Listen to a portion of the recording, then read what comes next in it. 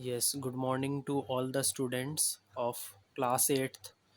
Today we are starting unit 1 rational numbers, and we will start this topic with the help of introduction. Here is one equation: x plus 2 is equal to 13. Say it is equation number 1. In mathematics, we frequently come across simple equations to be solved. Mathematics में हम students कुछ simple equations से होकर के गुज़रते हैं जिनको हमें सॉल्व करना पड़ता है। जैसे कि ये हमारी एक इक्वेशन है x plus 2 is equal to 13। तो इसके अंदर जब हम इसे सॉल्व करेंगे तो x की वैल्यू क्या आएगी, 11 आएगी।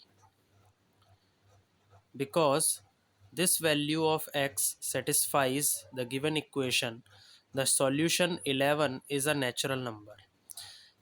देखिए x की वैल्यू क्या आ रही है, 11 आ रही है, और जब ये वैल्यू 11 आ रही है तो इसका मतलब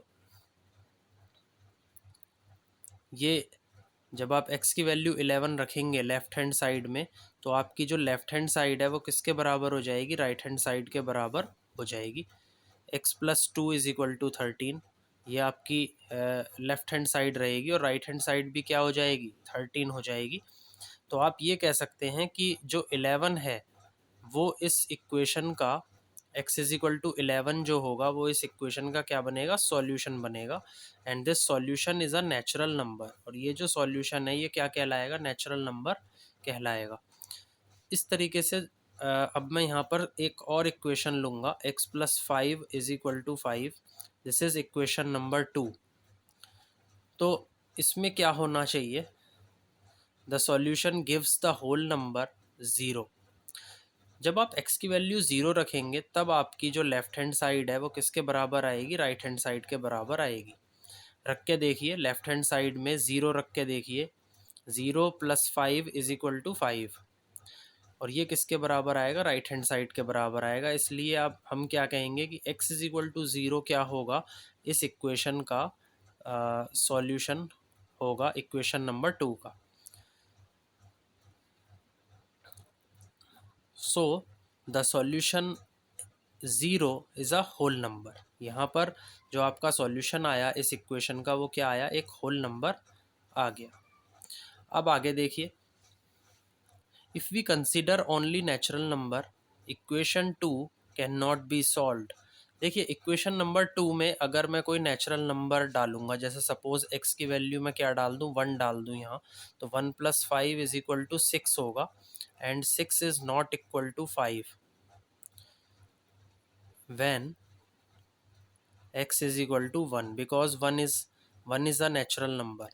So जब इक्वेशन 2 में आप नेचुरल नंबर डालेंगे तो वो इक्वेशन आपकी सॉल्व नहीं हो पाएगी। इसी तरीके से यहाँ पर एक और इक्वेशन ली है मैंने, x plus 18 is equal to 5। ये थर्ड इक्वेशन है। इसमें क्या होगा कि we require the number -13 which is not a whole number. यहाँ पर -13 हम एक नंबर जब रखेंगे, मतलब जब हम x की वैल्यू -13 रखेंगे तभी ये इक्वेशन क्या होगी, सॉल्व होगी। बिकॉज इन दैट केस आपकी जो लेफ़्ट हैंड साइड है वो राइट हैंड साइड के बराबर होगी। आप वैल्यू पुट करके देख सकते हैं। अगर मैं x की वैल्यू पुट कर दूँ -13, तो -13 प्लस 18 क्या हो जाएगा, 5 हो जाएगा, और राइट हैंड साइड भी आपकी क्या है, 5 है। तो इसका मतलब हम कह सकते हैं लेफ़्ट हैंड साइड बराबर राइट हैंड साइड। सो -13 यहाँ पर होल नंबर तो नहीं है। दूसरी बात, जो -13 है it is a negative integer. तो x plus 18 is equal to 5 जो आपकी थर्ड इक्वेशन है उसका सॉल्यूशन बनेगा, x की वैल्यू क्या हो जाएगी, -13 which is a negative integer. तो अगर यहाँ पर हम ध्यान से समझें चीज़ों को तो क्वेश्चंस भी बन जाते हैं। जैसे कि आप सर्च कर सकते हैं व्हाट आर इंटीजर्स, इंटीजर्स के बारे में आप सभी सर्च कर सकते हैं। दूसरा क्वेश्चन जो यहाँ पे बनता है वो ये बनता है, what are the different types of integers, integers कितने टाइप के होते हैं। ये एक सेकंड क्वेश्चन दिमाग में आ सकता है जब आप चैप्टर पढ़ रहे होते हैं। इसी तरीके से 2x इज इक्वल टू 3, ये आपकी फोर्थ इक्वेशन है। और इसी तरीके से 5x plus 7 is equal to 0, ये आपकी फिफ्थ इक्वेशन है। तो अब इन दोनों equations, equation number 4 and equation number 5 के क्या क्या सॉल्यूशंस होंगे उन पर थोड़ा सा डिस्कशन कर लेते हैं। We need the number 3/2 to solve equation number 4।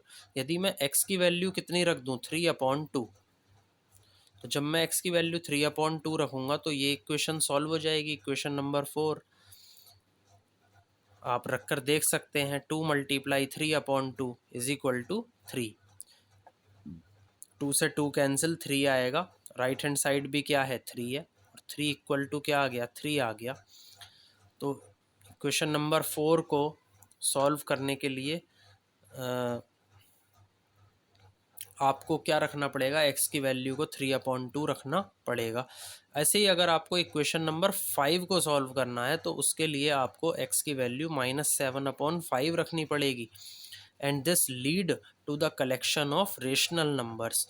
तो अब यहाँ जो ये इक्वेशंस आई, इक्वेशन नंबर 4 और इक्वेशन नंबर 5, इनको सॉल्व करने के लिए हमें रेशनल नंबर्स की ज़रूरत पड़ेगी। यहाँ से हम हमारे दिमाग में एक क्वेश्चन और अराइज हुआ कि what are rational numbers, rational numbers आखिर हैं क्या। तो आप सभी स्टूडेंट्स यहाँ पर जो मैं ये क्वेश्चंस आप लोगों से डिस्कस कर रहा हूँ इस वीडियो में, आप उनके आंसर्स अगर आपको मिलते हैं then you can reply me in the comment section. मैं आप लोगों के आंसर्स का इंतज़ार करूँगा और मुझे इससे ये पता लगेगा कि यस, आप लोगों ने वीडियो देख लिया है, आपने चीज़ों को समझा है और फिर आप उन चीज़ों को कमेंट सेक्शन में बता करके मुझे रेस्पॉन्स कर रहे हैं, तो मुझे अच्छा लगेगा। इसके अलावा इसमें जो नेक्स्ट टॉपिक है वो क्या है, प्रॉपर्टीज़ ऑफ रेशनल नंबर्स। ये काफ़ी ज़्यादा वाइड टॉपिक रहता है इस चैप्टर में। तो वैसे हम अभी डिस्कस करने वाले हैं क्लोज़र प्रॉपर्टी के बारे में। क्लोज़र प्रॉपर्टी क्या कहती है, तो क्लोज़र प्रॉपर्टी में हम ऑपरेशन जो ले रहे हैं वो ले रहे हैं एडिशन। एडिशन में हम डिस्कस करेंगे। प्रॉपर्टीज़ बहुत ज़्यादा इम्पॉर्टेंट हैं स्टूडेंट्स, इस चैप्टर को जब आप पढ़ रहे हैं तो आपको प्रॉपर्टीज़ पता होनी चाहिए। नंबर्स जैसे कि 0 + 5 है इज इक्वल टू 5, ये आपका एक होल नंबर आ गया। ऐसे ही 4 + 7 इज इक्वल टू 11, ये भी आपका क्या आया, होल नंबर आया। तो हम क्लोज़र प्रॉपर्टी सबसे पहले होल नंबर्स के लिए, मैं इन शॉर्ट लिख देता हूँ, होल नंबर्स के लिए हम सॉल्व कर रहे हैं।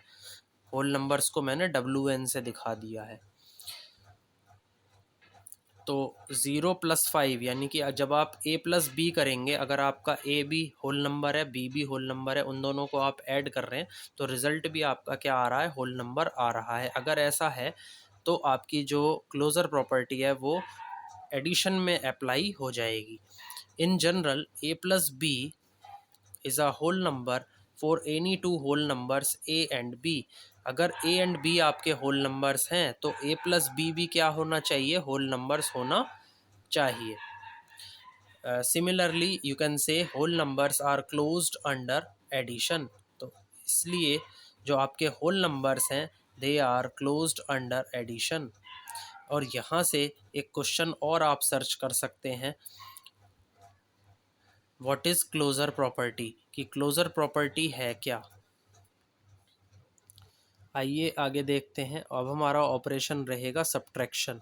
सब्ट्रैक्शन में अब हम क्लोज़र प्रॉपर्टी जब चेक करेंगे तो अगर A आपका कोई होल नंबर है और B आपका कोई होल नंबर है तो यहाँ पर A - B भी आपका क्या होना चाहिए, होल नंबर होना चाहिए। तब आपकी सब्ट्रैक्शन में क्लोज़र प्रॉपर्टी अप्लाई होगी।